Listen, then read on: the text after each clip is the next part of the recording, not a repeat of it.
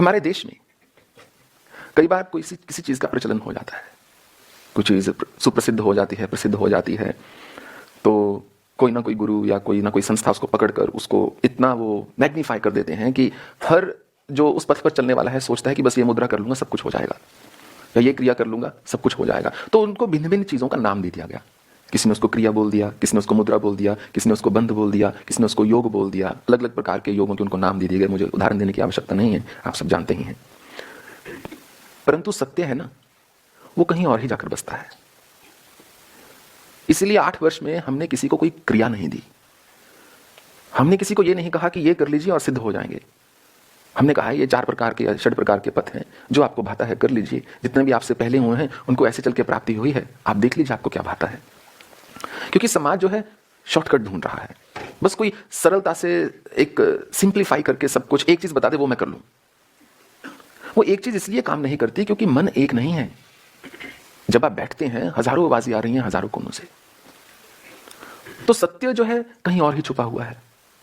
आप किसी बड़े सुंदर पक्षी की ओर देख रहे हैं, परंतु मधुर आवाज तो कोयल की किसी और पेड़ में से आ रही है। वो तो किसी आमर के वृक्ष में छुपी हुई कुहू कुहू धीरे से कर रही है, दिख नहीं रही। अगर किसी भी पथ में आपको सफलता चाहिए, उसका मूल इतना सा है, मन को साधना है, वाणी को साधना है, कर्म को साधना है। धर्म अपने आप सध जाएगा, धर्म का मर्म अपने आप सध जाएगा, ज्ञान स्वतः ही उत्पन्न हो जाएगा। और वही सारा तप है। जो जो विचार मुझे पीछे की ओर लेकर जाते हैं उन विचारों का त्याग कर सकूं, जो जो शब्द मुझे क्षीण करते हैं उन शब्दों का त्याग कर सकूं, जो जो कर्म मेरे मुझ में आसक्ति पैदा करते हैं उनसे दूर होकर विरक्ति की ओर चला जाऊं। तो आसक्ति से विरक्ति, यही सारी साधना है।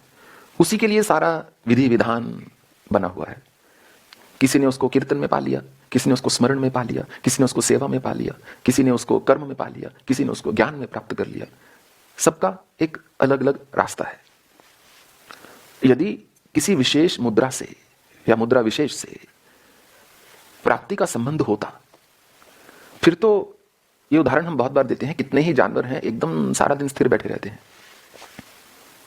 मकड़ी 20-20 घंटे बिना हिले एकदम ऐसे बैठी, आपको पता नहीं चलता जीवित है या मृत।